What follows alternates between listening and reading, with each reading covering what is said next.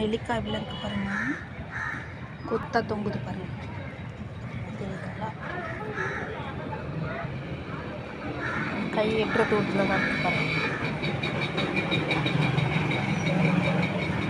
நெல்லிக்காய் லட்டு நம்ம ஒன்று பறித்து சாப்பிட போகிறோம். வாங்க பாருங்கள், இது ஒன்றே ஒன்று பறிக்கணும்.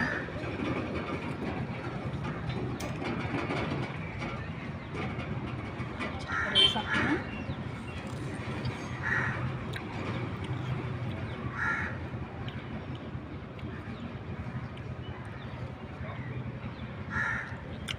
சூப்பர் டேஸ்ட்டாக இருக்குது.